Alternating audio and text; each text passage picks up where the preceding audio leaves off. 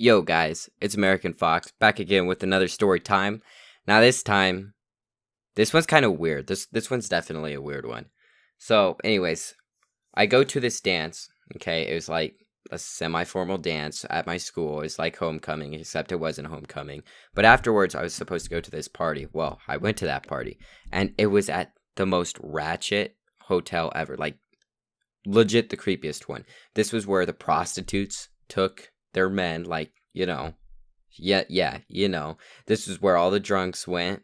This was where all the ladies went when they were cheating on their husbands. Like, this was the most ratchet, worn down, creepiest, like, hands down, creepiest hotel ever.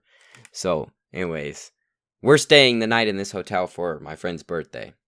And we get there. Well, when I get there, they already had 2 strikes to be kicked out for 1, stacking up chairs in the pool and playing King of the Mountain, and 2, like, just noise complaints. And then I got there. We didn't get another strike until the next morning, but what went on during that night was absolutely crazy. So, starting off, I get there. They had pizza. I ate pizza. It was a good time. Like, we went to the pool, and we started messing around. All there were just ladies and men. Weirdest thing. So we were probably in the pool for 30 minutes, and then we go to get into the hot tub. This was where my first occurrence with the prostitute happened.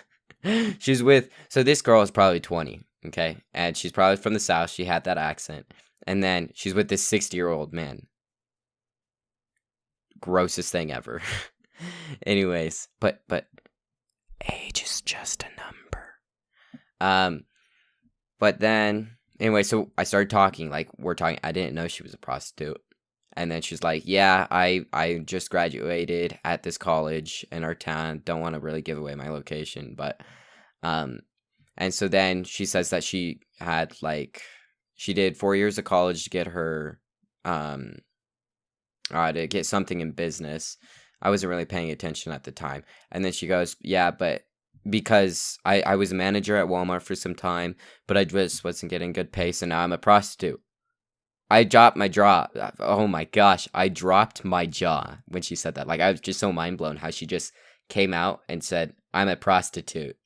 And I was like, oh, cool.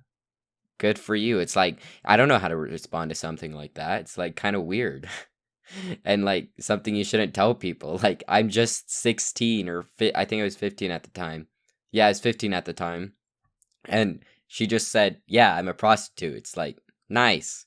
And then she goes on telling me like, yeah, you're a really smart kid, like, you're going to go on to big things. Don't end up like me. And I was like, in my head, I was thinking, anything's better than where you're at. Well, I mean, there's something a little bit worse, but yeah.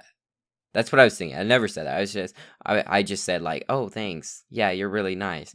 And so, yeah, I just kind of awkwardly sat there, and then my friend goes, you have nice tits. And this girl, oh my gosh, she shot up. She was like, I better smack you for that.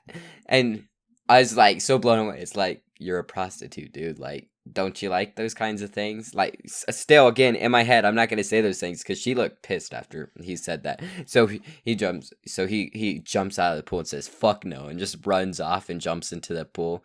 So now I'm in this pool with 1 prostitute, 60-year-old man, and then maybe 2 girls that I just met that are about my age. They were like one of the only cool ones there. But yeah, so after that, they get out, they go to their room, and then I was like, I just sat there for a couple more minutes talking to the 2 girls who were there that were my age. Nothing really happened there. They were cool. So anyways, moving on, we went back to our room, and then this was then my friend who said like, you have nice titties, he starts peeing in the sink all over the bathroom and on one of the beds. Like, just to add to how ratchet this place was, he just made it worse. Like, just peeing everywhere. And he peed in the coffee cup. Not the coffee cup, but the coffee pot, the maker of the coffee.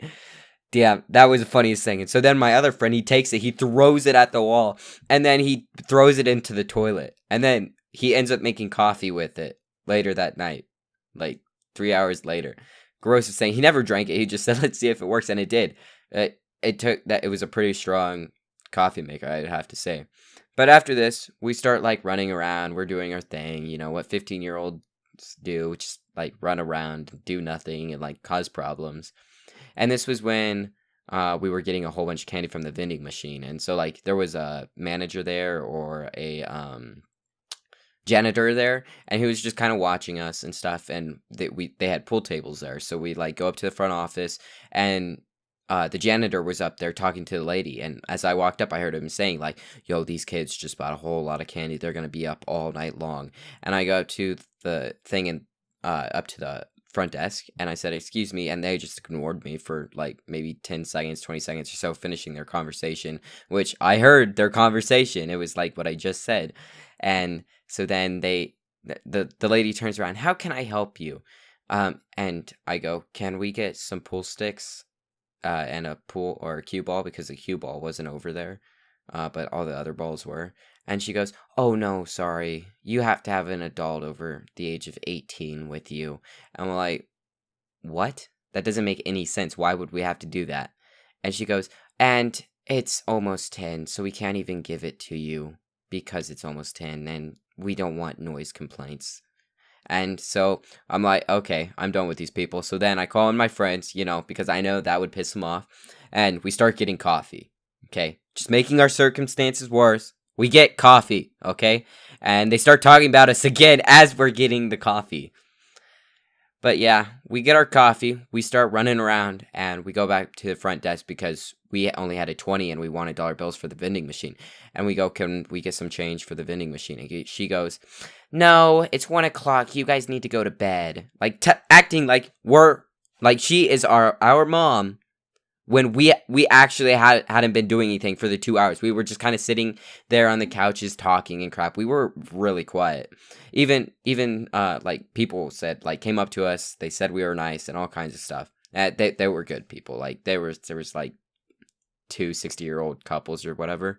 And she's like, "No, it's 1 o'clock in the morning. You need to go to bed and don't come out of your room." And I was like, "You can't tell us to do that." And she goes, "Yeah, I can. You want me to give you your final strike right now for disrespect?" And I was like, "I'm not even disrespecting you. Please explain." She's like, "Okay, just go back to your room." And I was like, "Okay."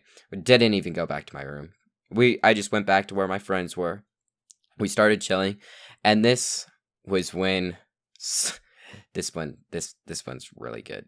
Like, this is when this girl, I don't know how, like, she was pretty big. And I only judge people when they're weird people and like bad people. Well, she might have not been a bad person, but she ended up offering us alcohol and wanted to rape us. So you tell me if that's good or bad. But anyways, this is gonna be part 1. I'll tell the other half of the story in part 2. So yeah, I'll see you guys in the part 2, which I don't know when that'll be posted. I just want to keep my time under 10 minutes. So yeah, I'll see you in the part 2. Bye.